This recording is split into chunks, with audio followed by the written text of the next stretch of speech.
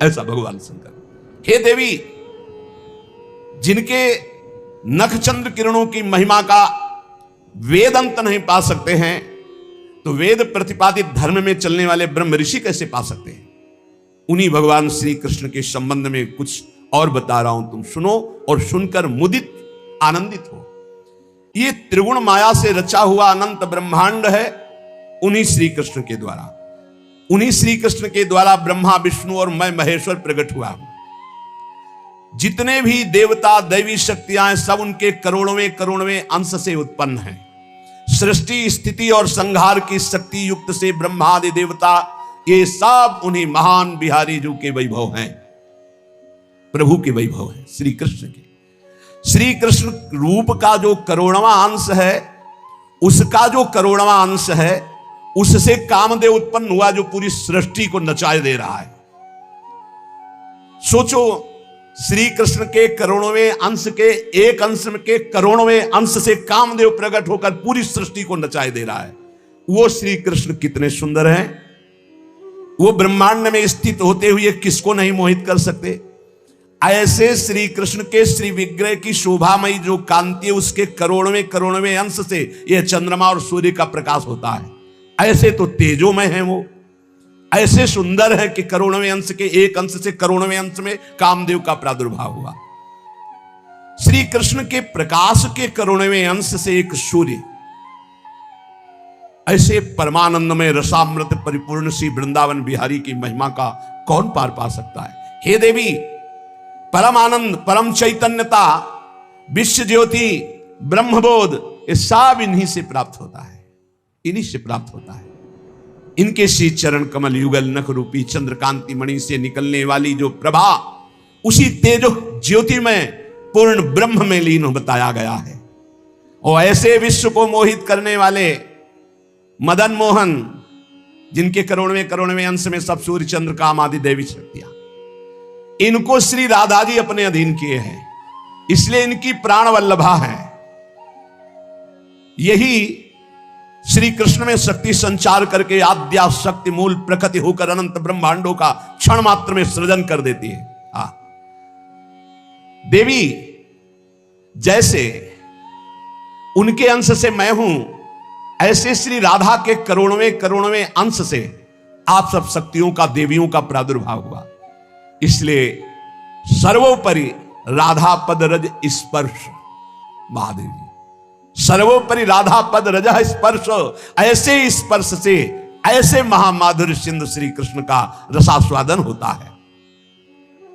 भगवत स्वरूपा श्री राधा जी की महिमा और उनके स्वरूप को कौन वर्णन कर सकता है, जब वेद ही श्री कृष्ण के लिए नेति नेति वर्णन करते हैं। ऊर्ध्वरेता परम बाल ब्रह्मचारी सनकादि ऋषियों ने भगवान ब्रह्मा जी की ब्रह्म सभा में पूजा करके कहा, हे देव, मेरे हृदय में परम देवता की जानने की इच्छा है। पर देवता, जिससे सब शक्तियों का प्रादुर्भाव होता है, सृष्टि का हेतुभूता जितना भी सामर्थ्य शक्तियां हैं, ये सब कहां से प्रकट होती, कौन है इनका प्रकट करने वाला? श्री उपनिषदों में राधिकोपनिषद। सनकादि के प्रश्न को सुनकर ब्रह्मा जी बोले, पुत्र, वैसे तो ये बहुत गुह्य विषय है, गुप्त विषय है, अत्यंत गुप्त रहस्य भी अधिकारी के सामने बोल देना चाहिए। और तुम अधिकारी हो, क्योंकि निष्काम निर्विकार सच्चिदानंद स्थिति में हर समय स्थित रहते हो। पर तुम किसी और के सामने प्रकट मत करना। देखो, हर जगह पहले शर्त रख ली गई, इसे गुप्त रखना। जो हृदय संशय शून्य, रसग्राही, गुरु भक्त, शास्त्र के अनुसार चलने वाला, निष्पाप, उस अधिकारी को परम देव श्री कृष्ण का यश सुनाना। ऐश्वर्य, यश, श्री, धर्म, ज्ञान और वैराग्य, इन 6 ऐश्वर्यों से परिपूर्ण भगवान श्री कृष्ण की महिमा सुनाना।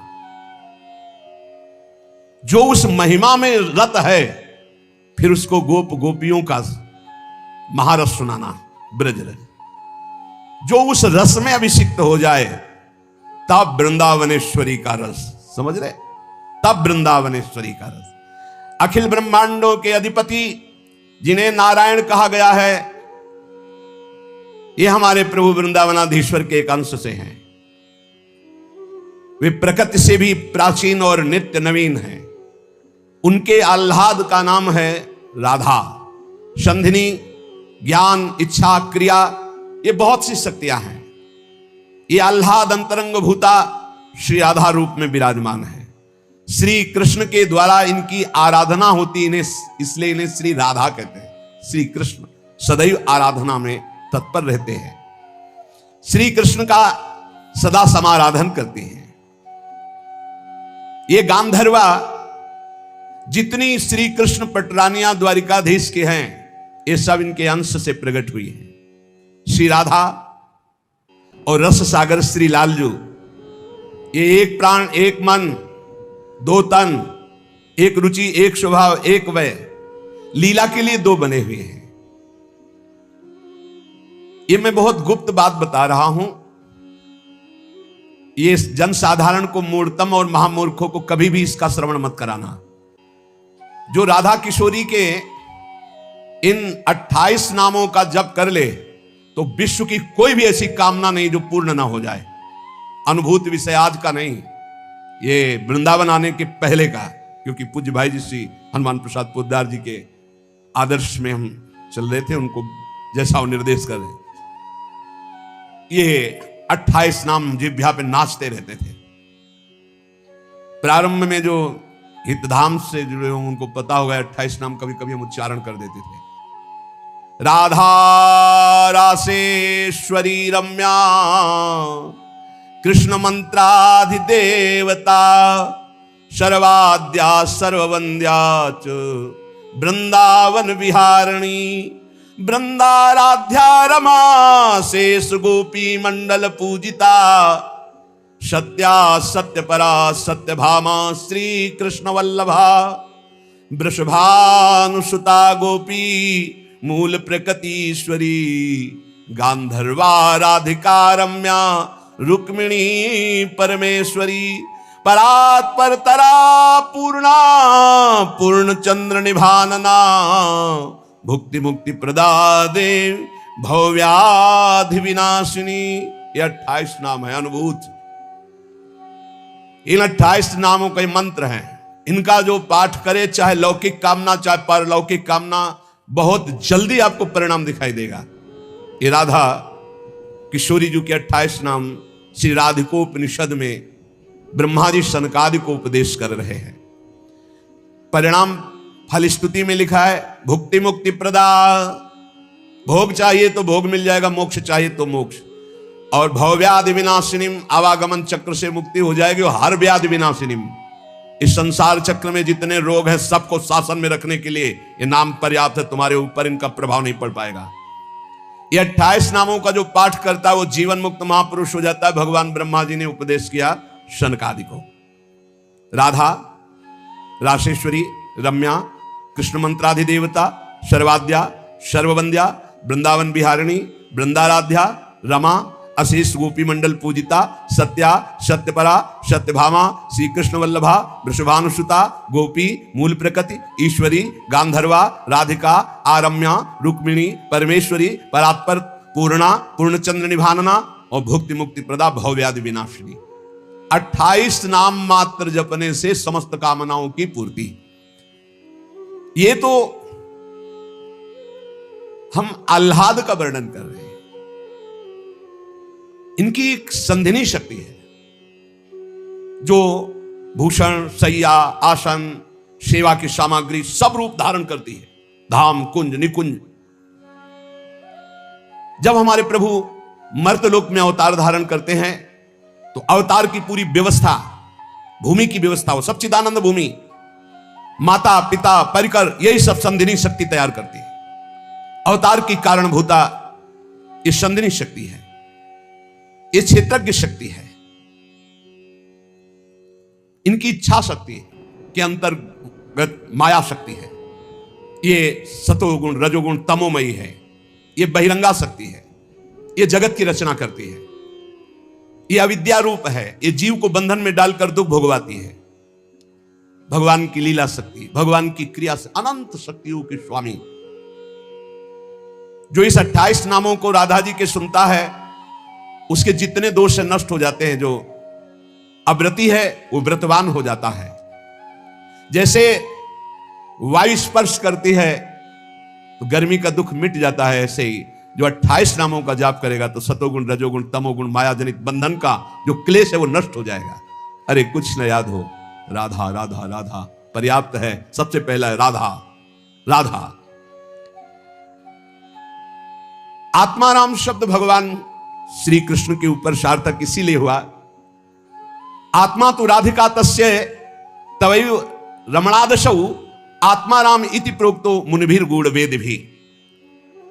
हे देवी, श्री राधा जो श्री कृष्ण की आत्मा है, सबकी आत्मा श्री कृष्ण, इसलिए परमात्मा श्री कृष्ण, और परमात्मा श्री कृष्ण की आत्मा श्री राधा है। इसीलिए उनको राधा रमण कहते हैं, क्योंकि वो आत्मा राम है, अपनी आत्मा से रमण करते हैं। उनकी आत्मा कौन है? राधा जी है। रहस्य रस के मर्मज्ञ रसिक जन, इसीलिए श्री कृष्ण को आत्मा राम कहते हैं। भगवान की श्री यमुना जी कालिंदी जी आत्मा रामस्य कृष्ण से ध्रुव आत्मस्ति राधिका परिचय बताती है कि भगवान श्री कृष्ण को आत्मा राम क्यों कहते हैं, क्योंकि उनकी आत्मा निश्चित निश्चित ध्रुव सत्य श्री राधा जो है, श्री राधा श्री कृष्ण की आत्मा है। कैसे कोई आत्मा को अलग कर सकता है? जो इस रहस्य को जानता है वही इस रस का अधिकारी है। इसीलिए प्रेमी भक्त जनों ने प्रेम रस का आदर्श श्री राधा जी को माना है।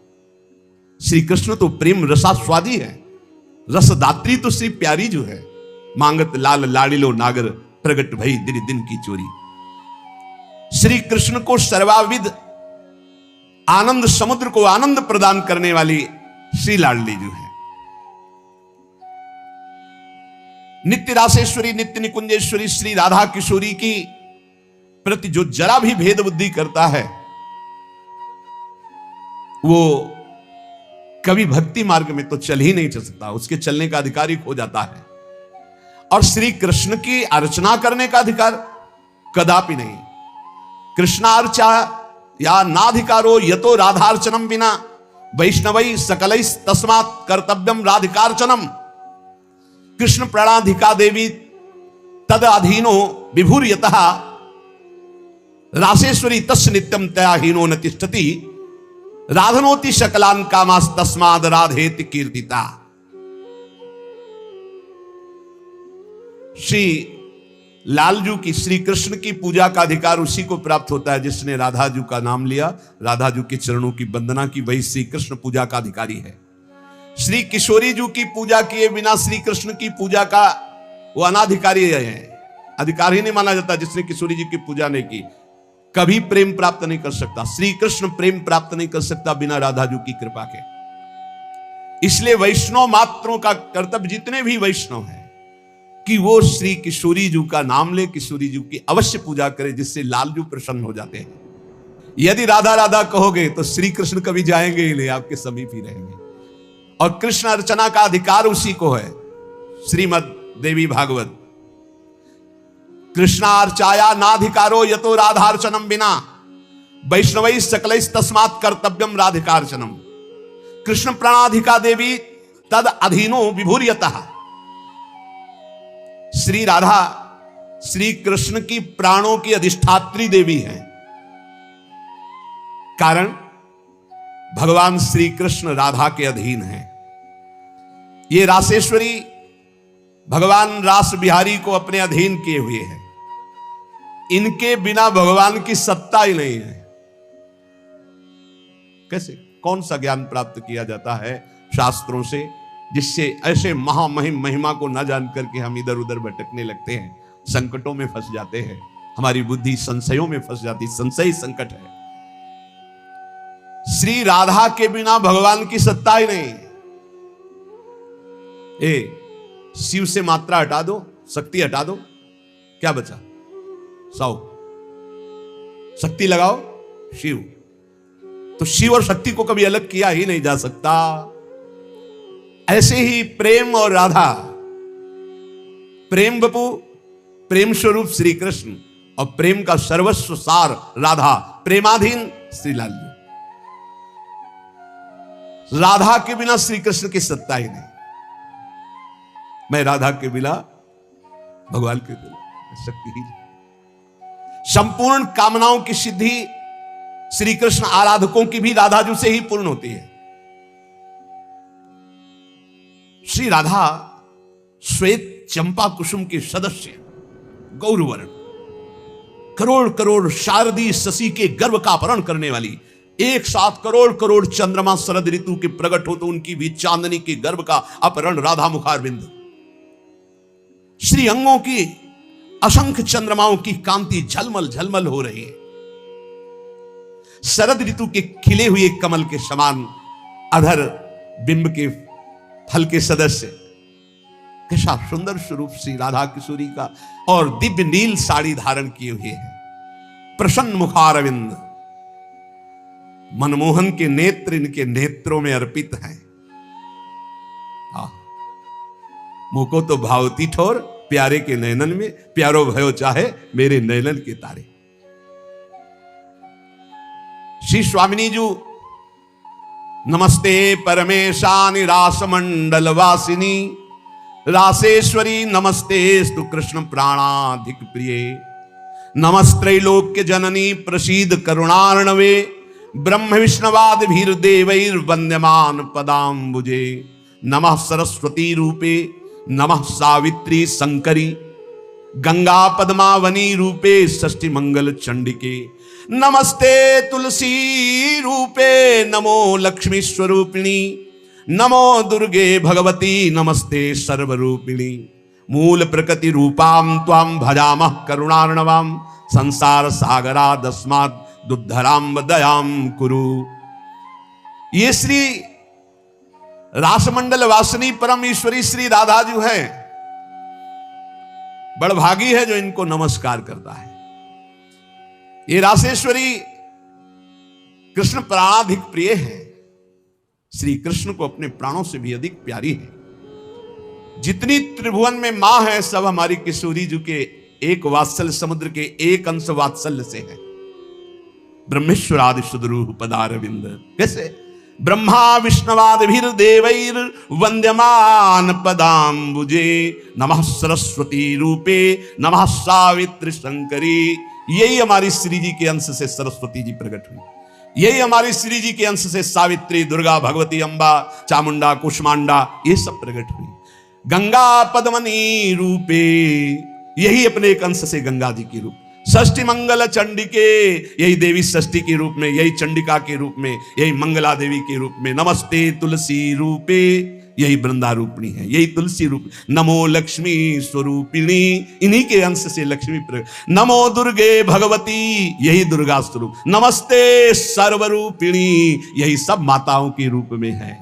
मूल प्रकृति रूपा त्वाम, आपके ही अंश से मूल प्रकृति। भजामः करुणार्णवाम, हे करुणा मैं आपका मैं भजन करता हूं। संसार सागरा दस्मात् दुद्धराम दयाम कुरे, हे करुणामयी दया करो मैं संसार समुद्र से मुक्त हो जाऊं। अभी तो मांग है, अभी श्री जी के प्रेम वाली बातें ही बहुत दूर है। इसलिए ये कृष्ण स्वरूपिणी कृष्णाल्हादिनी हमारी श्री स्वामिनी जो देवर्षि नारद जी भगवान शंकर के दर्शन करने कैलाश गए तो जब महापुरुषों का मिलन होता है तो गूढ़ चर्चा होती है। भगवान शिव ने नारद जी से कहा क्या सुनना चाहते हो? बोले प्रभु आज जो जिस आनंद में आप मगन हो सुनाओ। भगवान शिव ने कहा यथा ब्रह्म स्वरूपस्य श्री कृष्ण प्रकृते परः तथा ब्रह्म स्वरूपाचा निर्लिप्ता प्रकृते परः आविर्भाव स्थिरो भावस् तस्याह कालेन नारद नाकृतिमा च सा नित्या सत्य रूपा यथा हरि। हम तुम्हें राधा जस सुनाते हैं आज। भगवान शिव कह रहे हैं जैसे ब्रह्म स्वरूप श्री कृष्ण प्रकृति से परम अतीत हैं, ऐसे ब्रह्म स्वरूपा निर्लिप्ता प्रकृति से अतीत ये श्री राधा है। नारद जब समय समय पर भगवान अवतार लेते हैं तो उनके साथ उन्हीं के अंश से राधा किशोरी अवतार लेती है।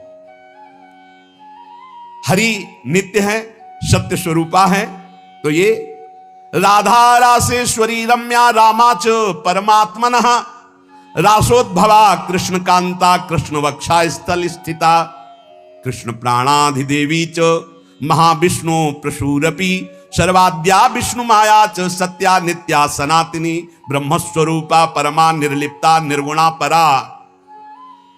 परमात्मा की परा देवी ये राधा है, ये रासेश्वरी, ये रम्या, ये रामा, ये कृष्ण कामिनी, रासोद्भवा कृष्ण कांता कृष्ण वक्षा स्थल स्थिता कृष्ण प्राणाधिदेवी, और इन्हीं से महाविष्णु का प्रादुर्भाव होता है। ये महाविष्णु की भी जननी है। सर्वाद्या विष्णु माया च सत्या नित्या सनातनी ब्रह्मस्वरूपा परमा निर्लिप्ता निर्गुणा परा। ये ब्रह्मस्वरूप है, परम निर्लिप्त है, निर्लेप है, कोई भी प्राकृत गुण इनका स्पर्श नहीं कर सकता। ये परा है, ये वेदातीत तत्व है। नारद अंतरंगैस्तथा नित्य भूतैस्तैश्चिदादिभिः गोपनादुच्यते गोपी राधिका कृष्ण वल्लभा। ये श्री कृष्ण प्रिया राधा अपनी चैतन्यता से ही सबको चैतन्यता प्रदान कर रही है। जितनी शक्ति है जिसमें भी, जितनी जहां तक, वो सब इन्हीं से प्रकट है। और ये सबसे बिलग भी अत्यंत रहस्य है, गोपनीय है, इसीलिए इनका शास्त्रों में एक नाम गोपी कहा गया है। गोपनाथ दुच्यते गोपी राधिका कृष्ण वल्लभा। ये जो कृष्ण वल्लभा श्री राधा है, इनको गोपी कहा गया। क्यों? बोले गोपनाथ दुच्यते, ये बड़ी रहस्यमयी है, ये बड़ी गोपन वस्तु है। श्री कृष्ण आराधना में जब कोई तन्मय होता है तब कृपा करके ये इस गोपन को खोलते, तब उसके हृदय में रहस्य जागृत होता है। ये श्री कृष्णमयी परा देवता है। देवी कृष्णमयी प्रोक्ता राधिका पर देवता सर्वलक्ष्मी स्वरूपा सा कृष्णाह्लाद स्वरूपिणी तथा सा प्रोच्यते विप्र ह्लादिनीति मनीषि भी तत्कला कोटि कोट्यंसा दुर्गाद्या त्रिगुणात्मिका। सातु साक्षान् महालक्ष्मी कृष्णो नारायण प्रभु नैतयोर विद्यते भेदा स्वल्पोपि मुनि सत्तमो इयं दुर्गा हरिरुद्रः कृष्णः शक्र इयं शची सावित्रीयं हरिर्ब्रह्मा धूमोर्णासौ यमो हरि बहुना किं मुनि श्रेष्ठ बिना ताभ्याम न किंचन चिद चिद लक्षणम सर्वम राधा कृष्णमयम जगत इत्थम सर्वम तयोरेव विभूतिम विद्य नारद ना शक्यते मया वक्तुम वर्ष कोटि सतैरपि। हे नारद जी, ये श्री कृष्णमयी श्री राधा परा देवता है, संपूर्ण लक्ष्मी इन्हीं के अंश से प्रकट है। ये श्री कृष्ण का मूर्तिमान आह्लाद है, मनीषी जन इन्हें आह्लादिनी कहते हैं।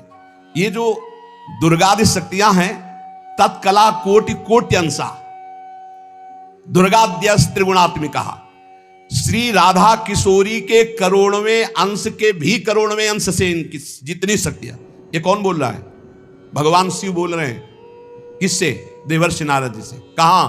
कैलाश में। तो भगवान नहीं जानते क्या? शिव जी दुर्गा जी को नहीं जानते? जैसे लोग कह लें तुम भी तो देवी का, बोले तुम भी तो देवी का कहते हो कि करोड़वें अंश। हम थोड़ी कहते महादेव, इसमें लिखा है महादेव आज, महादेव बोल रहे हैं। तो दुर्गा कौन है? महादेव की अर्धांगिनी, आधे अंग से प्रकट हुई वही देवी शक्ति है। क्या वो कह रहे हैं? तत्कला कोटि कोट्यंसा दुर्गाद्यास त्रिगुणात्मिका। दुर्गादि जितनी त्रिगुणात्मिका शक्ति है, तत्कला कोटि कोट्यंसा करोड़वें अंश के करोड़वें अंश से हैं। सातु साक्षान महालक्ष्मी कृष्णो नारायण प्रभु। श्री राधा के अंश से महालक्ष्मी और श्री कृष्ण के अंश से नारायण। मुनि श्रेष्ठ, थोड़ा भी भेद मत समझना हमारी बात में। श्री राधा के ही अंश से दुर्गा है, तो श्री कृष्ण के अंश से मैं रुद्र हूं। श्री कृष्ण जब अपने अंश से इंद्र को प्रकट करते हैं, तो सची के रूप में इन्हीं के अंश से, राधा के अंश से देवी सची प्रकट हुई। जब ब्रह्मा के रूप से मेरे प्रभु श्री कृष्ण के अंश में ब्रह्मा जी, तो यही देवी सावित्री ब्रह्माणी के रूप में राधा जी के अंश से। जब श्री कृष्ण धर्मराज के रूप में, तो इन्हीं के अंश से धूमोरणा के रूप में। और क्या कहा जाए नारद जी, तुमसे क्या बताऊं, चेतन अचेतन जितना जगत है सब राधा कृष्णमय है। इनकी विभूतियों का वर्णन मैं यदि 100 करोड़ वर्षों तक करूं तो भी नहीं कर सकता। ऐसे राधा कृष्ण की अपार महिमा है। इसलिए अपने जो प्रिया प्रीतम के उपासक है, सबका मंगल हो, सब सुखी रहें, सब आनंदित रहें। पर सब वाणी का संयम करके प्रभु की चर्चा ऐसा गायन करे जिससे आह्लाद उत्पन्न हो। खूब नाम जप करो, अपने आनंद में उन्मत्त रहो। और देखो, इतना तो ध्यान रखने की बात है, जब प्रभु लीला करते हैं तो दो पक्ष हो जाते हैं। एक हो जाता है आसुरी पक्ष, एक हो जाता है दैवी पक्ष। दोनों में भगवान शक्ति देते हैं, असुरों में आसुरी शक्ति, दैवों में दैवी शक्ति। जब कभी भगवान लीला करते हैं तो देखो वही वंश भगवान व्यासदेव जी के द्वारा दोनों संचलित हैं, कौरव और पांडव। भगवान व्यासदेव जी की कृपा से दोनों का, भगवान श्री कृष्ण के द्वारा दोनों की पुष्टता है, क्योंकि वही मुखिया है सबके।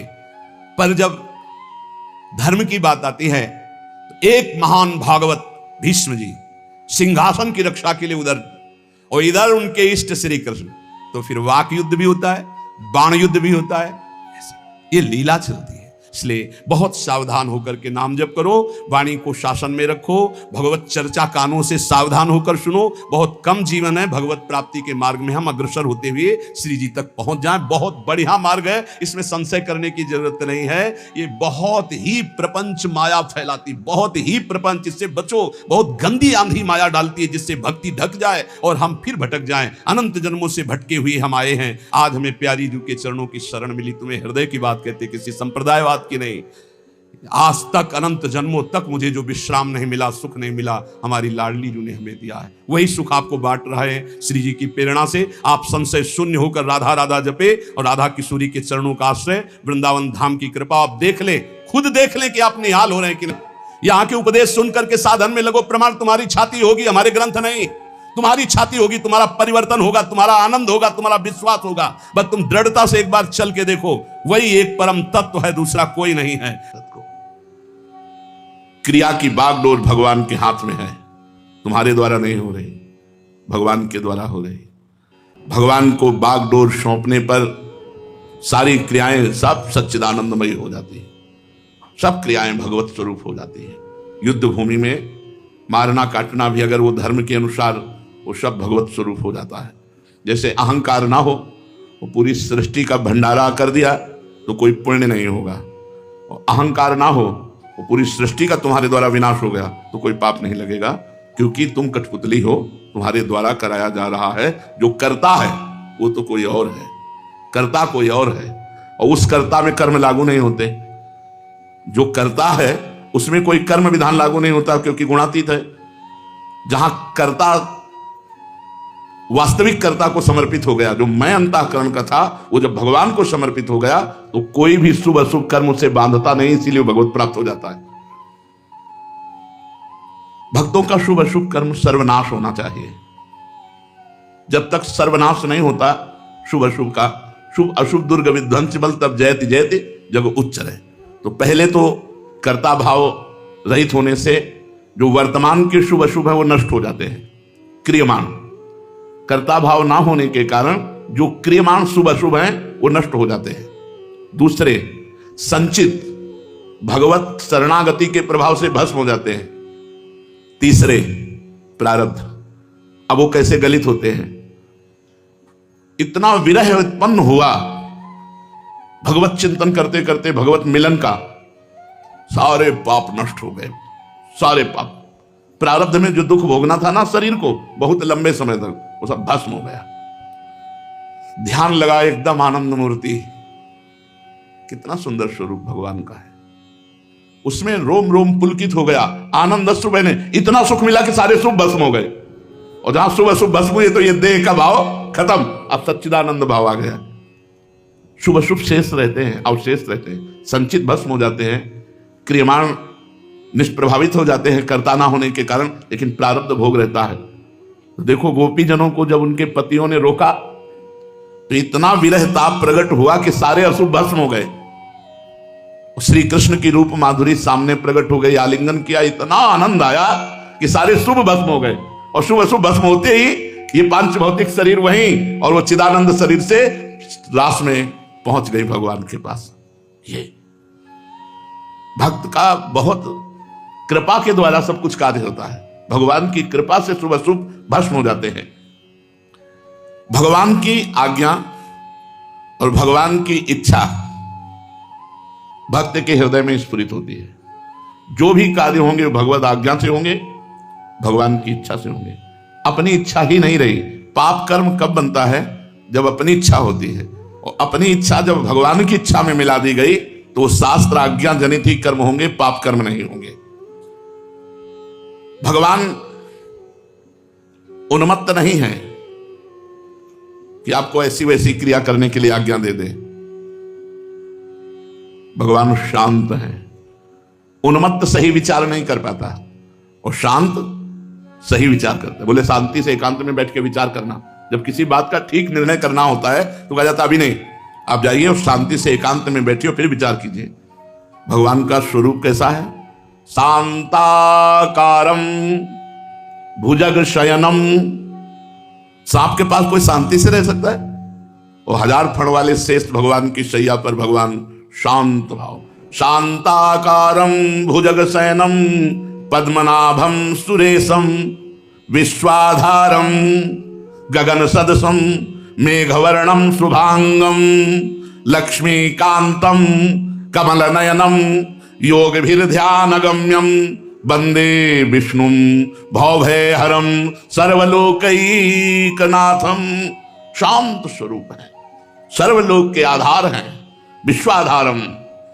भगवान का शरणागत जो भगवान के वास्तविक शरण में हो गया है, वो भगवान की आज्ञा और शास्त्र के विपरीत उसमें आचरण ही नहीं रह जाते, क्योंकि भगवद आज्ञा विरुद्ध अपनी इच्छा के कारण पाप होते हैं। पाप उसे कहते हैं जो शास्त्र विरुद्ध आचरण होता है। शास्त्र विरुद्ध आचरण होता है अपनी इच्छा से, और भक्त ने तो अपनी इच्छा भगवान को समर्पित कर दी, वो तो भगवान के हाथ की कठपुतली हो गई, तो उससे पाप हो ही नहीं सकते। जैसे कोई सोचे कि अब जो पाप भी हो रहा है वो भगवान की इच्छा से हो रहा है, नहीं, ये जो पाप हो रहा है ये शरणागति की कमी के कारण तुम्हारी इच्छा से हो रहा है। तुम्हारी इच्छा जब नहीं होगी तो भगवान की इच्छा, शास्त्र आज्ञा, जब तुम भगवान के हाथ की कठपुतली बन जाओगे तो अधर्म आचरण नहीं हो सकता, पाप कर्म नहीं हो सकता। भगवान के द्वारा किसी के जीवन में पाप आचरण नहीं हो सकता। पाप आचरण होता है स्वयं की इच्छा से। अगर अपनी इच्छा को बनाए रखा है आपने तो अभी शरणागति में कलंक है। अपनी इच्छा भगवान के चरणों में समर्पित कर दिया। भगवान की आज्ञा और शास्त्र के विपरीत क्रिया देखने में आए तो भगवान के हाथ में बागडोर नहीं, काम के हाथ में बागडोर है। अभी तुम काम की कठपुतली हो, राम की नहीं। बहुत बहुत सुंदर। अर्जुन जी ने भगवान से प्रश्न किया, अथ केन प्रयुक्तोयम पापम चरति पुरुषः अनिच्छन्नपि वार्ष्णेय बलादिव नियोजिता।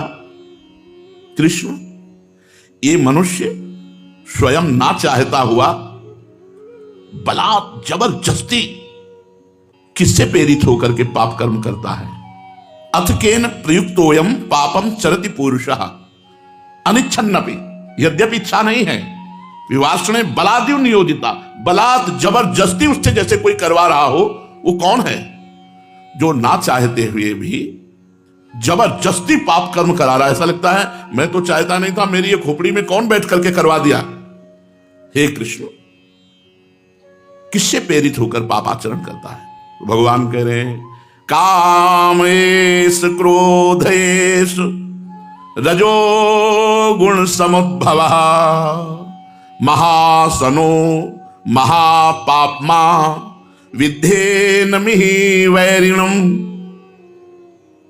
हे अर्जुन, ये रजोगुण से उत्पन्न होने वाला काम और उसी से उत्पन्न होने वाला क्रोध, ये काम कभी ना आघाने वाला, भोगों से कभी तृप्त होने वाला नहीं, ये महापापी है। जो हमसे पापाचरण होते हैं वो काम इच्छा से होते हैं, राम इच्छा से नहीं होते। कोई शरणागति में ये ना सोच ले कि ये जो हमसे बेविचार हो रहा है, ये जो गंदी बातें हो रही हैं, कठपुतली वाला नचाने वाला वो हमको नचा रहा है पापाचरण, माना कठपुतली हो लेकिन राम के हाथ की नहीं, काम के हाथ की। अब ये शरणागति राम की नहीं है, श्याम की नहीं है, अभी काम की शरणागति है। ये महापापी है। इसको ही तू इस विषय में वैरी जान। पाप कर्म होने लगे तो समझना चाहिए कि इस समय में भगवान की शरणागति से विमुख हूं और काम रूपी शत्रु ने मुझे अपने अधीन कर लिया है और ये जो क्रिया करवा रहा है, ये काम करवा रहा है, भगवान नहीं, और इसका फल है नरक। त्रिविधम नरकस्येदम द्वारम नाशनमात्मनः कामः क्रोधा तथा लोभा तस्मादेत्रयम् त्यजेत्। ये जो काम क्रीड़ा हो रही है, ये रजोगुण से उत्पन्न हुआ, कभी ना आघाने वाला महापापी काम करवा रहा है, और इसका परिणाम है नरक। इसलिए तो इसे महावैरी जान, ये दुश्मन है जो जबरदस्ती हमारे दिमाग को प्रेरित करके गंदी बात करवाता है, गंदी क्रिया करवाता है, गंदे दृश्य दिखवाता है।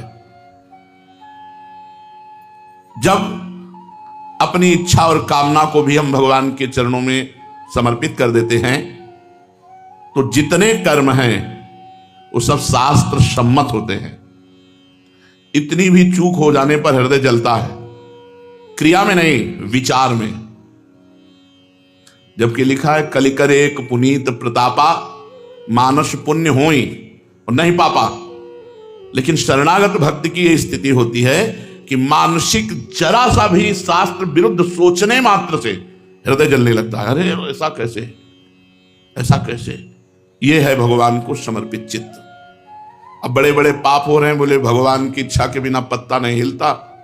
तो जो हमारी हिलाडुली हो रही है भगवान की इच्छा से हो रही, तो भगवान की इच्छा से नरक भी बना है, भगवान की इच्छा से जेल भी बनी है, भगवान की इच्छा से रोग भी बने हैं। फिर तैयार रहना, ये उन्हीं की इच्छा से भोगना पड़ेगा। फिर सारे कर्म तस्मात् शास्त्रम प्रमाणम ते कार्याकार्यो व्यवस्थितो, बिल्कुल शास्त्र सम्मत होने चाहिए। इतना भी शास्त्र विरुद्ध आचरण करोगे तो इतना अंतराय पैदा कर देगा। बिंदु भर शास्त्र विरुद्ध आचरण बीता भर भगवान से अंतराय कर देगा। और आपको अनुभव की बात कहते हैं, महापुरुषों की बात कहते हैं, और शास्त्र प्रमाणित बात कहते हैं। कभी को कोई अपने को भजनानंदी समझ के मनमानी आचरण न करे, ने बहुत बुरी तरह भ्रष्ट हो जाएगा। भरत जी का पावन चरित्र पढ़कर देख लो। भागवत में ये कोई ना समझ ले कि हम बहुत भजनानंदी हैं तो हमें माया भ्रष्ट नहीं कर सकती, या अब हम उतर के नीचे नहीं खड़े हो सकते। भरत जी की स्थिति थी कि अब क्या अगला पूजा करना, यह भी होश नहीं रहता, भगवान के आनंद में बेसुध। वही धीरे धीरे मृग में आसक्ति, पूजा पाठ मृग को लिए कर रहे। फिर पूजा पाठ छूट गया, मृग नहीं छूटा। अंतिम जन्म भले ब्रह्मबोध संपन्न महापुरुष के रूप में हुआ, लेकिन 3 जन्म की यात्रा लगी। नहीं, पहले ही जन्म में ब्रह्मबोध संपन्न हो जाते, क्योंकि भगवान के साक्षात अंश से प्रकट ऋषभदेव जी भगवान का अवतार हैं, और उनसे प्रकट उनको 3 जन्म लगने की क्या जरूरत थी। लेकिन हिरण में इतना खो गए, भागवत पढ़ के देख लो, कि उनका भगवत स्मरण ही छूट गया। इससे लगता है हम कितने पवित्र देह वाले होंगे। उनके देह पवित्र, क्योंकि पिता ऋषभदेव गंडकी नदी के किनारे भजन कर रहे हैं। इतनी जोर का त्याग, वैराग्य और भजन, और उतर के खड़े हो गए ऐसी जगह कि जहां एक बार भी रामकृष्ण हरि स्मरण नहीं रह गया। इसलिए कभी भी साधक को नहीं समझना चाहिए कि अब हमारी तो अच्छी स्थिति है, वो उतर के बहुत बुरी स्थिति में खड़ा हो सकता है। भजनाभ्यास उसका स्फुरित होगा, लेकिन स्थिति बिगड़ जाएगी। बिल्कुल 100% विश्वास रखो। जब तक शरीर है, जब तक चेतना है, आंखों से दिखाई दे रहा, कानों से सुनाई दे रहा, वाणी से बोल रहे, तब तक साधक को एक छोटे साधक की तरह अभ्यासरत रहना चाहिए। जैसे एक नवीन साधक बड़ी जोर से चिपकता है नाम में, वाणी में, पाठ में, क्योंकि वो समझता है मैं प्रारंभिक साधक की तरह ही सिद्ध को भी निरंतर अभ्यास परायण रहना चाहिए। नहीं, वो अभ्यास इस तरह से उतर जाएगा कि वो पूरा संसारी हो जाएगा। इसीलिए भगवान ऋषभदेव जी ने सिद्धियों को स्वीकार नहीं किया था। तो जब सिद्धियों को स्वीकार नहीं किया, तो परीक्षित जी ने प्रश्न किया कि ऐसे परमहंसाचार्य भगवान ऋषभदेव का सिद्धियां क्या बिगाड़ सकती हैं? तो उन्होंने, श्री सुखदेव जी ने जो उत्तर दिया, परीक्षित, जैसे चतुर बहेलिया पकड़े हुए हिरण पर कभी विश्वास नहीं करता, ऐसे कोई भी सिद्ध पुरुष भी अपने मन पर विश्वास नहीं करता। इसीलिए उन्होंने सिद्धियों को स्वीकार नहीं किया। तो सारे कर्म शास्त्र आज्ञा के अनुसार होते हैं सिद्ध के, जो शरणागत सिद्ध है। साधक को भगवत बल, भगवत आदेश मानकर उसी रेखा के अंतर्गत रहना चाहिए। शास्त्र विरुद्ध आचरणों को कठपुतली वाला सूत्र रख करके नहीं करना चाहिए, क्योंकि माना कठपुतली हो, लेकिन काम एष क्रोधेश रजोद्गुण समुद्भवा महासनो महापापमा विद्धेन मिह वैरिणम। ये दुश्मन काम हमको कठपुतली बना दिया, ना कि राम या हरि या श्याम। भगवान कहते हैं कि मनुष्य जो भी कुछ करता है आज्ञा के अनुसार करे तो मेरी शरण में हो जाए। यह है शरणागति होने का। मनुष्य जो कुछ भी करता है यदि मेरी आज्ञा के अनुसार करे तो मेरी शरण में हो जाए, और जब शरण में हो जाए तो वही होगा जो भगवान कराते हैं। और जो भगवान कराते हैं वो जगत मंगल के लिए कराते हैं। तुम्हारा मंगल, जगत मंगल, कभी भूल करके भी ऐसा आचरण नहीं हो सकता जिससे अपना मंगल हो या किसी का मंगल हो, क्योंकि भगवान मंगल भवन अमंगलहारी। यही शरणागति है। नवीन कर्मों को करना, पूर्व कर्मों का फल भोगते समय सुखी होना, यह भक्तों का लक्षण नहीं। पूर्व कर्मों के फल के परिणाम में आए हुए सुख को भोगकर सुखी होना और सुख के निमित्त नवीन कर्म करना, यह भक्तों से नहीं होता। भगवान के लिए कर्म करना और आए हुए सुख को भगवान को समर्पित करना, भोक्ता ना बनना। नए कर्मों के लिए भगवान को ही कह दीजिए कि आज से हम अपना जीवन आपको समर्पित करते, मेरी बस नहीं कि ये करो ये ना करो, मैं ऐसा सामर्थ्यशाली नहीं, अब आप करवा लीजिए। और रोज कहते रहिए। शरणागत को रोज एक प्रार्थना करनी चाहिए, कई बार। हे प्रभु, हे शरणागत प्रतिपाल लाडली जू, मेरे में बल नहीं कि मैं आपके अनुकूल आचरण कर सकूं, आप ही हमें बल दीजिए जिससे मैं आपके अनुकूल कर सकूं। मेरे में बल नहीं है कि मैं आपके अनुकूल आचरण कर सकूं। और हे प्रियालाल, जो मन वचन कर्म से आपके प्रतिकूल आचरण हुए हों उन्हें क्षमा करो। आप बड़े उदार हो, बड़े कृपालु हो। हे शरणागत भय हारी, ये जीवन आपको समर्पित हो और ये यंत्रवत वैसे ही आचरण हो जैसे आपकी रुचि हो। रोज प्रार्थना करना चाहिए। एकांत में अपने प्रभु से रोज आर्त भाव से प्रार्थना करना चाहिए। हे प्रियालाल, मेरे में सामर्थ्य नहीं कि मैं आपके अनुकूल आचरण करूं। हे प्रियालाल, आप मुझे सामर्थ्य प्रदान करें कि मैं आपकी इच्छा के अनुसार, शास्त्राज्ञा के अनुसार आचरण करूं। हे प्रियालाल, हमारे द्वारा जो मन वचन कर्म से प्रतिकूल आचरण हुए, हे परम उदार कृपालु, आप क्षमा कीजिए। हे शरणागत भक्त भयहारी, हे प्रभु, आप मुझे स्वीकार कर लीजिए, मैं जैसा हूं। आप बुद्धि लड़खड़ा के अगर चरणों में न गिर जाए तो कहना। दो चार बार भक्त भयहारी प्रभु हैं। जरूर प्रार्थना अपने प्रभु के सामने खड़े होकर के जरूर प्रार्थना कीजिए, जरूर प्रार्थना कीजिए। हम आपसे कहते हैं आप शरणागत हो जाएंगे। धीरे धीरे आपका अहम सकिल कर प्रभु के चरणों में पहुंच जाएगा। बुद्धि लड़खड़ा जाएगी, वो बिल्कुल पंग हो जाएगी। भगवान बड़े कृपालु हैं, बहुत दयालु हैं। बस उनकी चाहिए कि हम प्रार्थना करें। नहीं, सब पर दया है, भगवान सब पर दया कर रहे हैं। पर आप विशेष कृपा पात्र बनना चाहते हैं तो आप विशेष कार्य कीजिए, भगवान से प्रार्थना कीजिए। हमारी सामर्थ्य नहीं कि हम भगवद आज्ञा के अनुसार चल सके। चाहते तो हैं, लेकिन जबरदस्ती ये कामना, वासना, ये इच्छा हमको भगवान से विरुद्ध आचरण में प्रेरित कर देती है, विरुद्ध चिंतन करने में विवश कर देती है। तो अब हम क्या करें? हम प्रार्थना करें, भगवान को पुकारें और उनसे बल प्राप्त करें। भगवान की शरण में होने से भगवत प्राप्ति निश्चित है। हर समय भगवान का नाम स्मरण रखना है। और जैसे गुरु प्राथमिक बालक को हाथ पकड़कर लिखाता है, लिखो का, खा, गा, घा, जैसा लिखवाता वैसा वो लिखता है। ऐसे ही हर समय अनुभव करो, भगवान मेरे साथ हैं, मेरी जो क्रियाएं हो रही हैं भगवान के द्वारा कराई जा रही हैं, मैं नहीं कर रहा हूं, भगवान के द्वारा। पर ध्यान रखना, इसका भेद करके पीछे वर्णन किया गया है। प्रभु को साथ रखें, प्रभु का नाम जप करें, और बुरे काम प्रभु के द्वारा प्रेरित कभी नहीं होते, ये याद रखें। तीन बातें, प्रभु का नाम जप करें, प्रभु को साथ रखते हुए ही प्रभु प्रेरित क्रिया करें। प्रभु के द्वारा प्रेरित कभी बुरे कर्म नहीं होते, ये याद रखें। बुरे कर्म काम के द्वारा प्रेरित होते हैं। इन तीन बातों में शरणागति पुष्ट हो जाएगी। प्रथम भगवान की स्मृति नाम, द्वितीय भगवान के द्वारा प्रेरित क्रिया, तृतीय पापाचरण भगवान प्रेरित नहीं होते, वो काम प्रेरित होते। इसलिए ऐसी स्थिति में हमें रोना चाहिए, प्रभु के सामने हाथ उठा कहना, मेरे में बल नहीं कि मैं काम क्रोध आदि पर विजय प्राप्त कर लूं। ये जैसा चाहते हैं वैसा मनमानी आचरण कराते हैं। हे भक्त भयभंजन प्रभु, आप कृपा करो, मैं इस समय भयभीत हूं, मुझे काम प्रेरित है, मुझे क्रोध आ रहा है, मुझे लोभ आ रहा है, मुझे मोह आ रहा है, नाथ इससे बचा लो। पक्का प्रार्थना से भगवान का अवतार हो गया। जब सब संत और देवता और पृथ्वी गौ का रूप धारण करके ब्रह्मा जी के पास, तो ब्रह्मा जी भी महादेव जी जब सब मिलकर जय जय सूर्यनायक जन सुखदायक प्रणतपाल भगवंता, जब भगवान का स्तवन किया, प्रार्थना की, तो भगवान का अवतार हो गया। यदि हम रोज भगवान से प्रार्थना करेंगे तो हमारी शरणागति पुष्ट हो जाएगी। जब शरणागति पुष्ट हो जाने वाली होती है तो अपने को एक अद्भुत ठसक आ जाती है हमारी श्री जी, एक अपनापन हो जाता है प्रभु से, एक अपना परिचय हो जाता है प्रभु से। अभी अपरिचित से प्रभु लगते हैं, जब शरणागति हो जाएगी तो प्रभु अपने परिचित लगेंगे और ये सब अपरिचित लगेंगे। अभी सब परिचित लगते हैं, प्रभु अपरिचित लगते हैं, और जब शरणागति हो जाएगी तो प्रभु परिचित लगेंगे और सब अपरिचित लगेंगे। बोले हमें पहचाना? बोले नहीं जाना। पहचानना तो सिर्फ परिचय हमारा प्रभु से, शरणागति का बड़ा सुंदर सिद्धांत है। जब शरणागति पुष्ट हो जाती है तो सिर्फ प्रभु से परिचय रह जाता है। जैसे मीरा जी कह रहे, मेरे तो गिरधर गोपाल दूसरो न कोई, दूसरा कोई नहीं।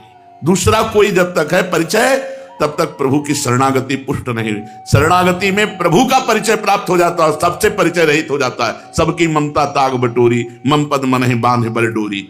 फिर आगे लिख रहे हैं, फिर उसके दर्शन का समय आता है। ज्यादा सोपान नहीं शरणागति में।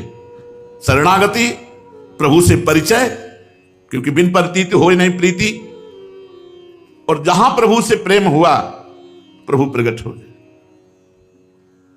सर्वत्र समान रूप से व्याप्त परमात्मा जिस रूप की भावना की है उसने, वही रूप रखकर उसके नेत्रों के सामने आ जाता है। जाकी रही भावना जैसी, प्रभु मूरत देखी तिन तैसी। राम रूप, श्याम रूप, जो रूप की आराधना की है वही रूप उसके मानस पटल पर झलकने लगता है। वही मंद मुस्कुराहट, कोटि कोटि काम को भी मूर्छित कर देने वाला लावण्य, सौंदर्य जैसी क्षमता होती है भजन के अनुसार, वैसे ही रूप झलकने लगता है। फिर वो हर समय दर्शन में ही रहता है। पिय मूर्ति नयनन बसय